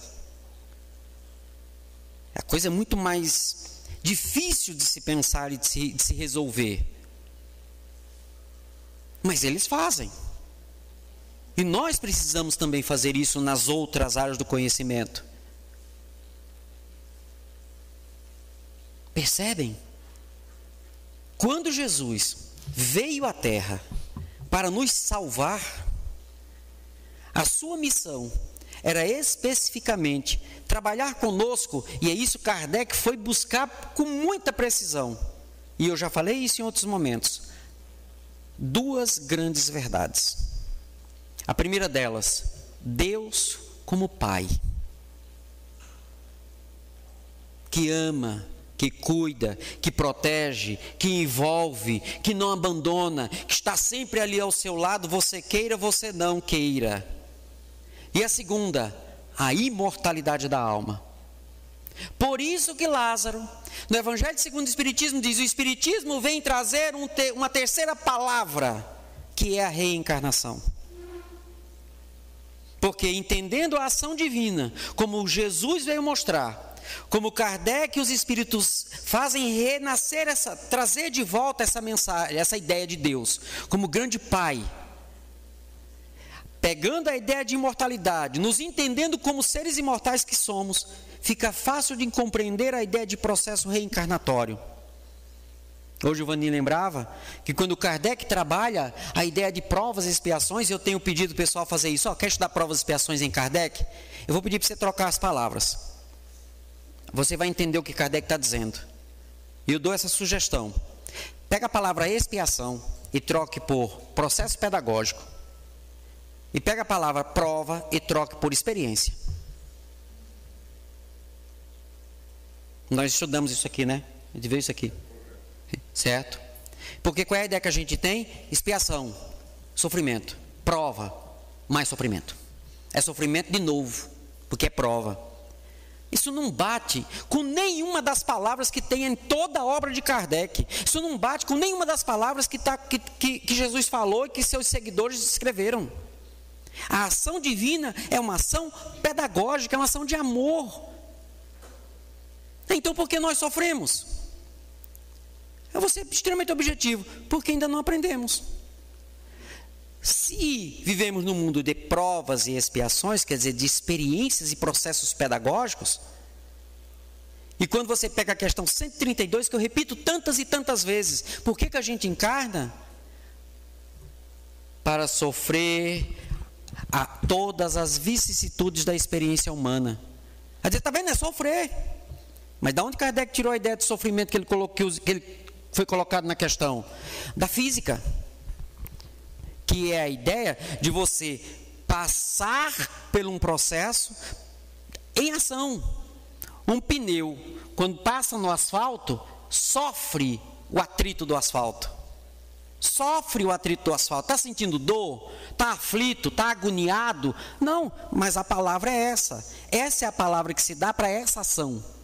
E é essa ideia que está na ideia de sofrer as vicissitudes da experiência. É passar por um processo pedagógico através de uma experiência. O planeta Terra é um planeta assim. E nós viemos para cá para desenvolver o quê? Virtudes. Quais? Aquelas que estão estabelecidas nas 10 leis morais que Kardec elencou como referência daquilo que nós temos que fazer para cumprir a lei moral, a lei divina. Esse é que é o grande sentido. Esse é que é o grande objetivo da vinda do Cristo. E nós olharmos Ele como o sublime médico das nossas almas. E o que é que nós estamos fazendo? Quando nós aqui aos domingos, ou nas madrugadas, né, Maurício? Em função do trabalho, só sobe a madrugada. Aí o povo acha estranho porque 2 horas da manhã está chegando mensagem no grupo do WhatsApp, né? Link de palestra. E aí eu, como não tenho a menor sensibilidade, sou extremamente maldoso e anticaridoso, eu assisto a palestra do cara, mando o link da palestra, aí na palestra do camarada, por exemplo, o Vani citou livros, não foi? Aí eu vou no YouTube, pesquiso os textos em inglês do camarada, né? Todos o que ele citou, e o que é que eu faço? Está lá no grupo, todos eles. Eu sou mau, eu sei. Eu não quero ir para o céu sozinho.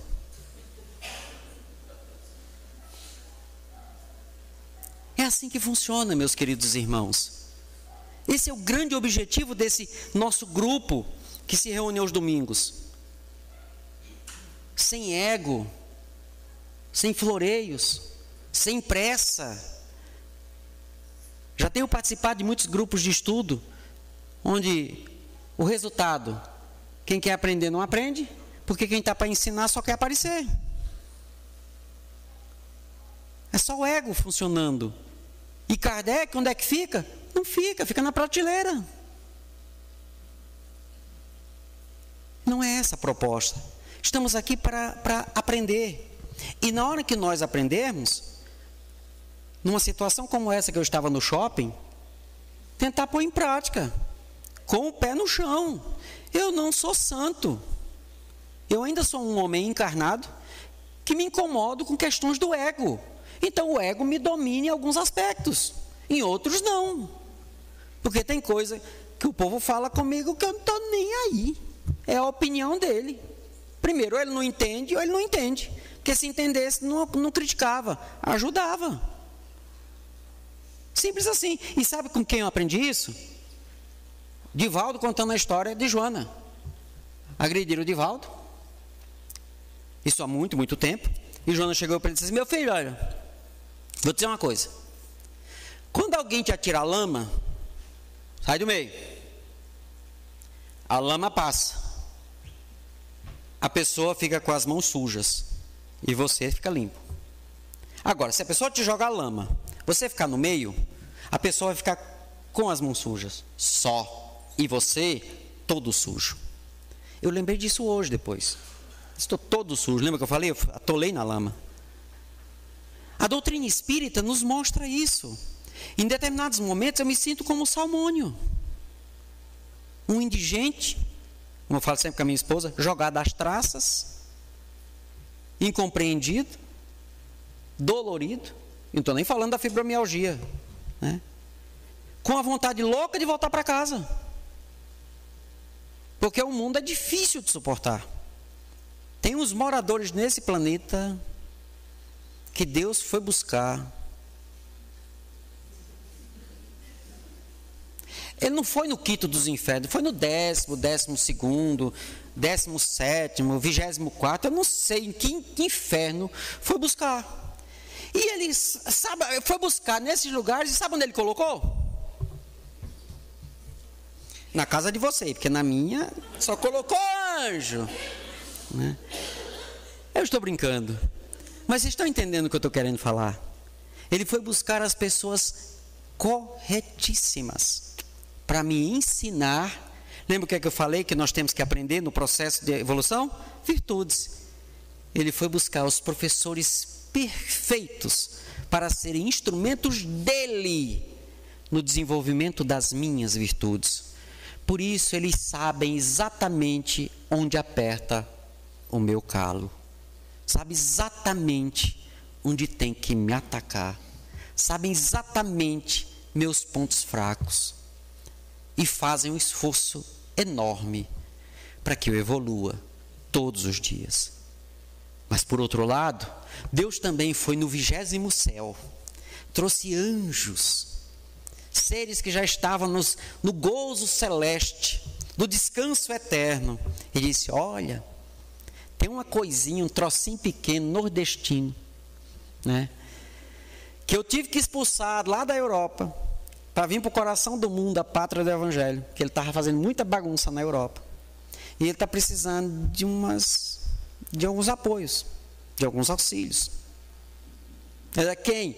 É aquele Enzio, aquele meu filho trabalhoso, sabe? Aquele adolescente que não saiu da pré-adolescência.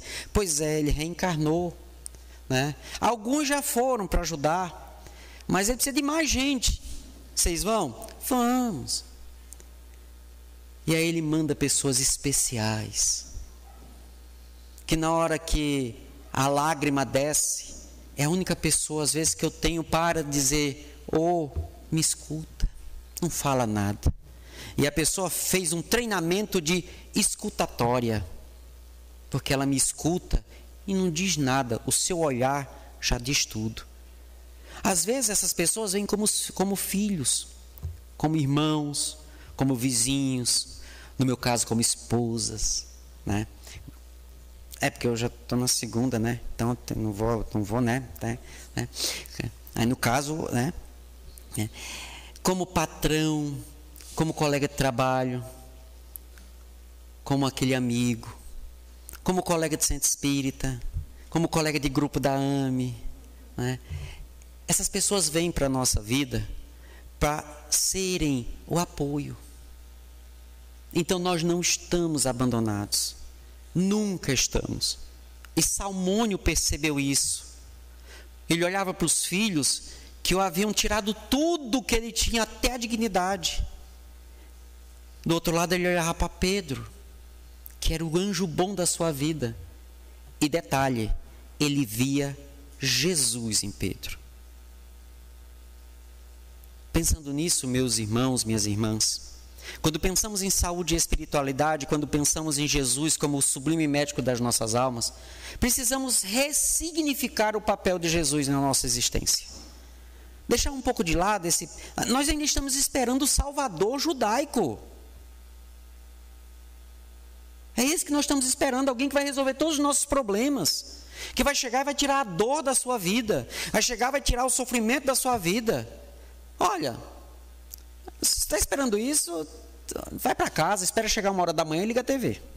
Escolhe o canal, tem vários, você vai achar isso lá. Jesus está ali? Tá. Mas é assim que ele age? Nós já sabemos que não. Nós já passamos por isso. Por isso estamos hoje aqui. Minhas irmãs, meus irmãos, Jesus é o sublime médico das nossas almas, porque Ele vai nos buscar no íntimo.